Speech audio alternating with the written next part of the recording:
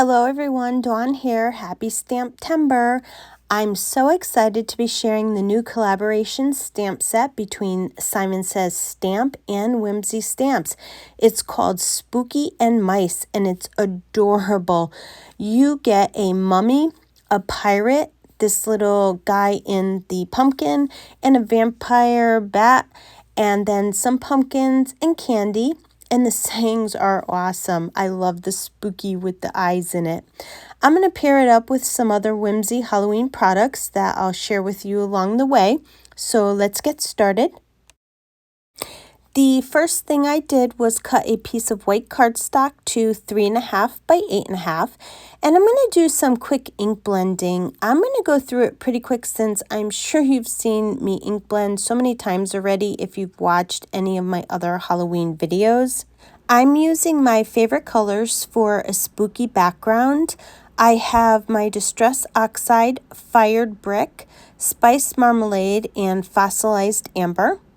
I start by putting some fired brick along the top of the paper, and then I bring in the spiced marmalade. I go about half of the way down with the spiced marmalade, and I rub a lot of the ink off on the scrap paper just so I don't get a lot of the dark spots on the paper. And then I bring in the fossilized amber, and I go all the way to the bottom of the paper with it. Now, you don't have to go all the way down if you don't want to, since it will be covered up with the haunted graveyard cutout. Now, as you see, there's a line down the middle with the darker color being more prominent than the yellow color, but don't worry. If you keep adding the darker colors and the lighter colors together, it will eventually blend together very nicely. It will leave a more natural look to it. As you can see, the line is pretty much disappearing already. Once I'm done with my ink blending, I bring in my favorite black soot to make the background more spooky and eerie looking. I just go all around the edges with it, and I do put quite a bit down because it will lighten up over time. And then I just add a little bit in the middle of the card. I don't put any extra ink on my brush at all when I do this.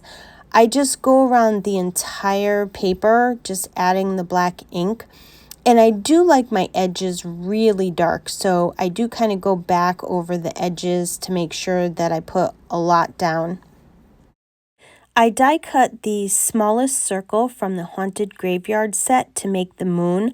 I'm going to ink blend it with some of the fossilized amber. I'm just going all around the edges of the circle, and then I just put a small amount in the middle of the circle. I leave some of it kind of white, and then I add a little bit of the black soot to make the moon look a little bit more kind of eerie looking. And then I die cut the Haunted Graveyard from some black cardstock. I put it a little high up on the cardstock so that it leaves room for me to put a sentiment later. I went ahead and die cut another one because I decided I wanted to add more trees to the background, and I just cut them apart.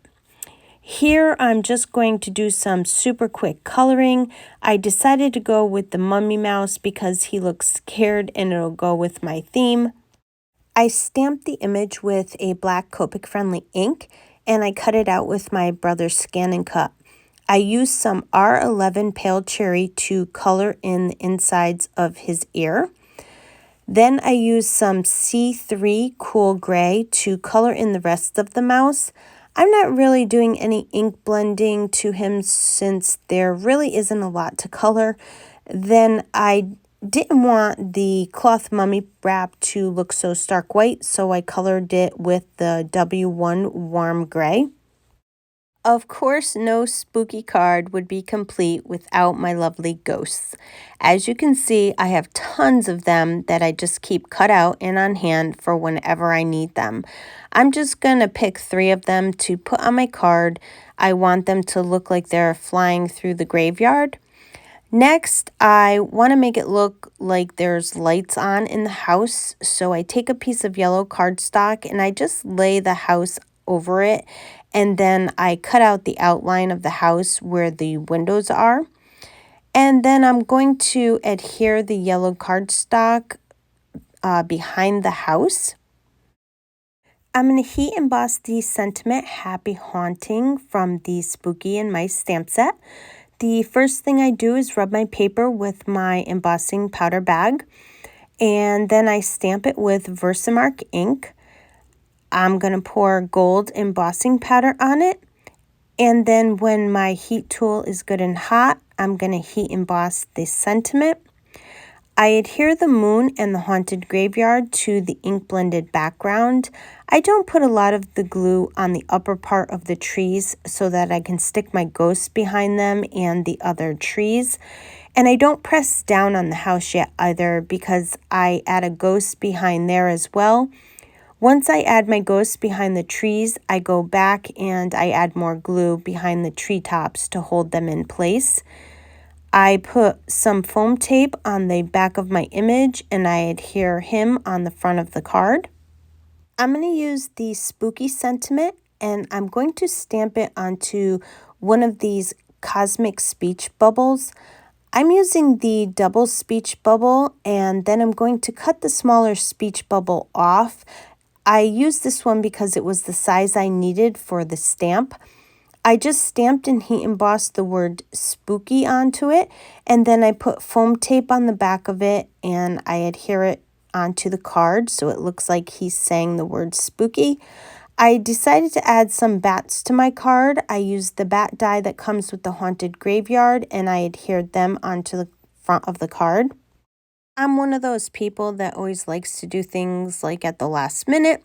So I decided I wanted a little bit of black ink around my speech bubble and my ghosts. It was really easy to do since there is black already on the background, so it didn't matter if any of the ink got on there.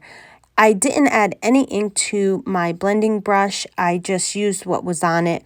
But you can actually do this before you put your card together, or you can skip it all together. I just thought that it looked good with it. It was just like a little extra added touch. And to finish off the card, I cut a piece of white cardstock to 7 inches by 8.5, and I scored it at 3.5 for my card base. And that's going to complete my card for today. Remember, this is a limited edition set, and if you want to get your hands on it, I put a direct link to the stamp set in my description box below. It is only available at Simon Says Stamps, so grab it before it's gone. I would love for you to leave a comment below and let me know what you think of the card. And if you liked the video, please give it a thumbs up and hit that subscribe button so you don't miss out on any new content coming out. As always, I want to thank you for spending your time with me, and I hope you have a wonderful day.